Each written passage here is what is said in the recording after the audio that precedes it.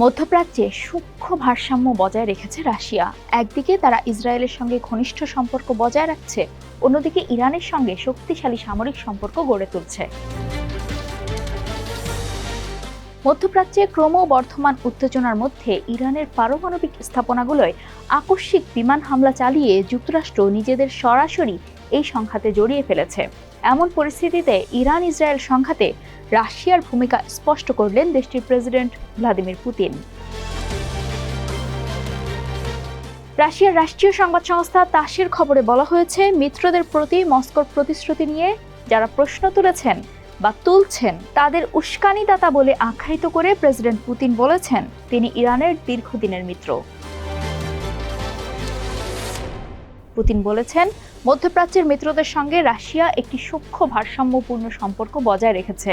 Saint পিটার্সবার্গে আন্তর্জাতিক অর্থনৈতিক ফোরামের প্লেনারি অধিবেশনে বক্তব্য দেওয়ার সময় পুতিন বলেন, আমি আপনাদের দৃষ্টি আকর্ষণ করে বলতে চাই, সাবেক সোভিয়েত ইউনিয়ন ও রুশ ফেডারেশনের প্রায় 20 লাখ মানুষ বর্তমানে ইসরায়েলে বসবাস করছেন।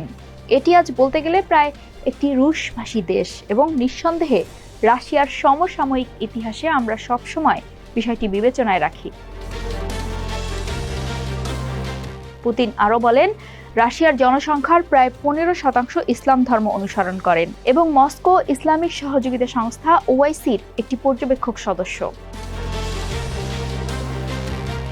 ইরানকে সহায়তা না করলেও দেশটির পারমাণবিক স্থাপনায় যুক্তরাষ্ট্রের হামলার নিন্দা জানিয়ে একে আন্তর্জাতিক আইনের সুস্পষ্ট লঙ্ঘন বলছে রাশিয়া। আল জাজিরার খবরে বলা হয়, রাশিয়ার পররাষ্ট্র মন্ত্রণালয় থেকে 22 জুন এ নিয়ে একটি বিবৃতি দেওয়া হয়। রাশিয়া যে তার মধ্যপ্রাচ্যের মিত্রদের পক্ষে সরাসরি হস্তক্ষেপ করবে না তা স্পষ্ট হয়ে যায় 2024 সালের ডিসেম্বর মাসে, যখন সিরিয়ার বিদ্রোহীরা বাশার আল আসাদকে ক্ষমতা থেকে সরিয়ে দেয়। আসাদ ছিলেন রাশিয়ার দীর্ঘদিনের মিত্র। ইসরায়েল ও যুক্তরাষ্ট্রের ইরানে হামলার পরও এই দেশটির জন্যও বীরের মতো ছুটে আসেনি রাশিয়া। তবু এই দুই দেশ মিত্র। আসলে রাশিয়া ইরানকে কতটা সমর্থন করবে তা আগেই ঠিক করে রেখেছে।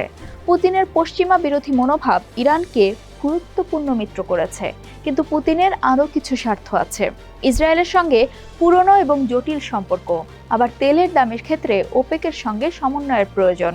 তাই ইরানকে সামরিক সহায়তা দিতে গিয়ে ইসরায়েল ও উপসাগরীয় দেশগুলোর সঙ্গে তার সম্পর্কের সীমারেখা পেরিয়ে যেতে চায়নি রাশিয়া।